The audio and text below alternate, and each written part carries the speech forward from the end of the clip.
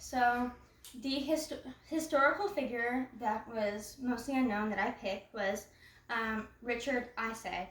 And basically, he was a very influential figure during the 70s. He was a psychoanalyst and psychiatrist. And about in the early 70s, he came out as gay. And after he came out, he was ostracized by a lot of his peers and a lot of his other colleagues, and they stopped referring clients to him. So his entire professional career was pretty much like completely gone, and his career was pretty much ruined, and he had to basically make a name for himself a second time, and show that he was a mental health professional and that he was very successful, and he had the knowledge that he still had the knowledge that he had before he came out. And for some reason, people started seeing him differently. And it got to the point where people even said that rather than him trying to become a psychoanalyst and a psychiatrist, they said that he needed one, and that he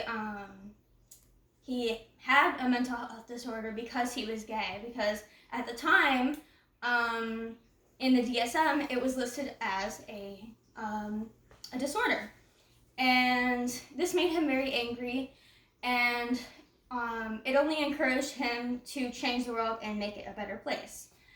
And the way that he started to do this was he spent 15 years pushing and persuading the APA to take it out of the DSM and not list homosexuality as a disorder. And he spent 15 years doing this, and finally the APA took it out of the DSM, and he had the backing of the ACLA, so he had a bigger company behind him, supporting him, which was very unknown at the time. And so they finally took it out. They replaced it with gender identity disorder, which a lot of people still don't agree with it as much, because it's still saying that having a different gender, having a different sex, or changing your sex like transgender, is abnormal, and saying that it's a disorder. But a lot of people would like to keep it in, like because it allows transgender people to get the surgery that they need and get the support that they need through insurance and everything. So basically, I just thought it was very interesting, the fact that this very strong, passionate, influential figure was very unknown, and I had never heard of him before. And even me, because I'm very passionate about activism and gay rights, and I had never heard of him, and I thought it was very interesting, and I thought this very passionate and driven man, who was completely before his time, just pretty much changed his community. He changed the community for gay people and different sexualities. He made it so that we aren't seen as mentally ill and unwell, and that we're not weird, and we're not normal.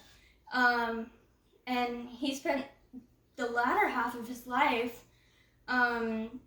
arguing for these people, and making it known that we're here, and we're normal, and we're not going to give up our rights.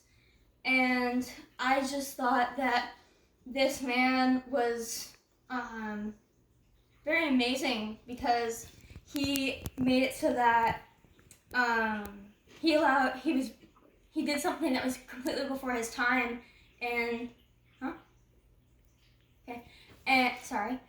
and he set the path for many other activists and allowed, like, what I'm trying to say is that he created an environment for youth to not experience this bigotry and experience the distress that they had to at the time, which obviously it did continue to happen, but it wasn't as bad. They weren't told that they were mentally ill because he had proved that and put it in the DSM and taken it out.